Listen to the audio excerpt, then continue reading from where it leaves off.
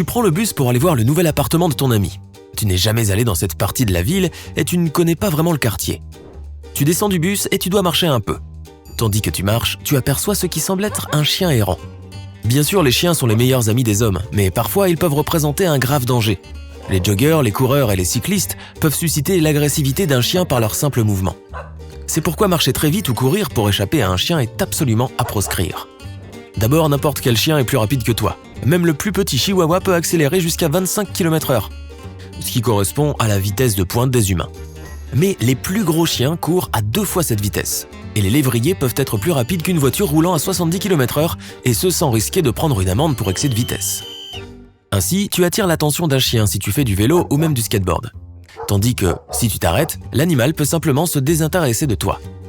N'essaie pas de te déplacer plus vite, un chien peut facilement te rattraper. Ensuite, évite toujours le contact visuel direct. Il vaut mieux se tenir un peu de côté afin d'être une cible plus mince pour le chien. Toutefois, garde-le toujours dans ton champ de vision périphérique. Il faut aussi que tu distrais l'attention du chien d'une façon ou d'une autre. C'est probablement une bonne idée d'avoir toujours quelque chose sur toi qui peut être utilisé à cette fin. Cela peut être un sweatshirt noué autour de la taille, tu peux l'enlever rapidement et le lancer pour distraire le chien. Si tu vas faire du jogging et que tu sais qu'il pourrait y avoir des chiens errants dans le coin, prends un jouet pour chien avec toi. En cas d'urgence, même jeter une chaussure peut être une bonne idée, même si rentrer pieds nus à la maison ne semble pas être une expérience des plus agréables. Si le pire est inévitable, assure-toi de protéger ton visage, ta gorge et ta poitrine. Pour protéger tes doigts, garde-les à l'intérieur de tes poings. Cela peut sembler étrange, mais le meilleur endroit pour se faire mordre est l'avant-bras. Si tu es mordu, ne cherche pas à tirer. Ça ne fera qu'empirer les choses. Si tu te promènes avec ton propre animal de compagnie, prends-le dans tes bras pour le protéger du chien errant.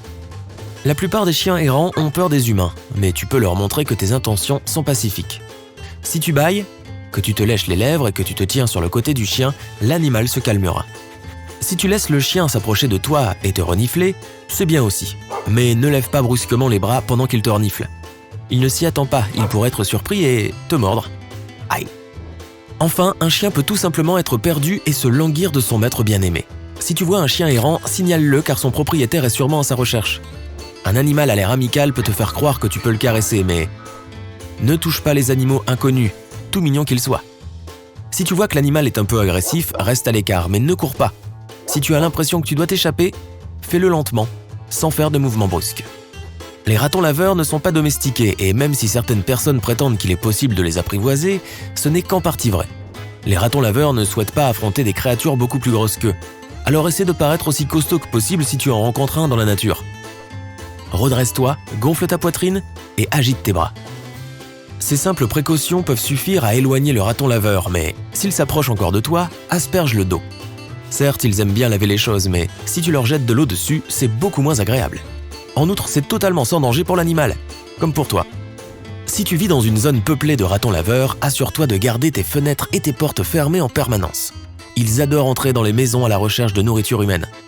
Si tu vois cet intrus chez toi sans l'avoir invité, reste calme. La meilleure chose à faire est de laisser la porte ou la chatière ouverte, de fermer les portes de toutes les autres pièces et de laisser l'animal trouver la sortie tout seul. Au cas où l'intrus ne voudrait pas partir, tu peux l'aider. Tu peux montrer au raton laveur son chemin avec un balai en dirigeant doucement l'animal hors de ta maison. Mais assure-toi de ne pas coincer l'animal, sinon le raton laveur pourrait vouloir se défendre. Un raton laveur ne voudra jamais te rendre visite si tu n'as rien à offrir. Donc ne te mets pas à les nourrir. Plus tu leur donnes de nourriture, plus ils viendront te voir. Ils sauront qu'il y a un gentil humain qui donne de la nourriture gratuite au raton laveur.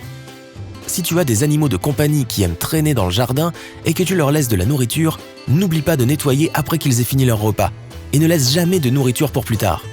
Cela peut attirer des ratons laveurs et ils ne s'entendent pas vraiment avec les chiens. Ne laisse jamais de déchets dehors.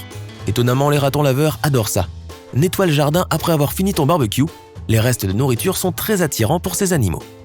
Si tu as déjà partagé un appartement, tu as certainement eu un certain type de colocataire que tu as voulu un jour expulser. Bang bang! Tu entends ça? C'est plus bruyant que la pluie et même que la grêle. Ce sont des pattes d'opossum qui font tout ce bruit. La première chose que tu dois faire, c'est couper l'accès au toit. Comme ces animaux veulent juste se cacher dans un endroit sûr, tu peux construire ou acheter des boîtes pour eux et les laisser dans ton jardin. Elles seront peut-être encore plus confortables pour les opossums que le toit. Et s'ils traînent toujours sur le toit, assure-toi qu'il n'y a pas de trou et d'espace vide pour qu'ils le fassent en toute sécurité. Ces animaux sont inoffensifs pour les humains et les animaux de compagnie. ils ont certainement beaucoup plus peur de toi que toi d'eux. Et ils s'évanouissent quand ils affrontent une situation dangereuse. Ils n'attaquent presque jamais personne et ils ne le font que pour protéger leurs petits. On trouve des coyotes presque partout en Amérique du Nord, et notamment en Californie. Ces animaux semblables aux renards ont généralement un peu peur des humains. Mais si les gens les nourrissent, ils finissent par surmonter cette peur et peuvent commencer à envahir les villes. Si tu laisses ta nourriture pour animaux ou même tes ordures sans surveillance, tu nourris en fait les coyotes, parce que ces délices les attirent beaucoup. Si tu vois un coyote dans la nature, ne t'enfuis pas. S'il s'approche de toi, il vaut mieux lancer quelque chose dans sa direction pour le faire fuir. Sois particulièrement prudent en mai, quand ils protègent leur nouveau-né. Une boîte de conserve avec des pierres à l'intérieur peut être utile. Si tu la secoues, elle fera du bruit. Quand tu te promènes, emporte-la avec toi au cas où tu voudrais faire fuir un animal sauvage. Sinon, une lampe de poche est un autre bon répulsif pour les coyotes. Les serpents, et surtout les serpents à sonnette, aiment avoir beaucoup d'espace. Donc si tu croises un serpent à sonnette un jour, reste à une distance d'au moins 1,5 m de lui. N'essaie jamais de l'attaquer, si tu le fais, le serpent s'énervera contre toi et te mordra certainement. L'avantage des serpents à sonnette, c'est que tu peux les entendre agiter leur queue, ce qui te permet de savoir d'où vient le son. Ne t'approche pas avant d'avoir compris où se cache le serpent, sinon tu risques de marcher dessus. Ne jette jamais rien sur lui car il va certainement riposter. Tu ne t'attendais probablement pas à celui-là, mais les adorables petits chats peuvent être très dangereux s'ils sont sauvages. Les chats errants se regroupent en bandes et s'attaquent parfois non seulement aux chats domestiques, mais aussi aux humains. Il y a plusieurs signes qui peuvent t'aider à interpréter le langage des chats. Si l'animal est effrayé, il siffle, grogne et te crache dessus. Ses yeux ne sont pas dilatés, sa fourrure est assez détendue et il garde la tête droite. Si le chat est agressif, sa fourrure est dressée et ses oreilles sont orientées vers l'arrière. Ses yeux se dilatent et au lieu de siffler, l'animal miaule. Pour calmer le chat, parle d'une voix basse et apaisante. Un chat peut aussi vouloir te renifler comme le font les chiens, alors n'aie pas peur et laisse l'animal le faire. Mais ne le touche pas, car il y a beaucoup de germes sur ses griffes et tu ne voudrais pas qu'il t'entaille la peau.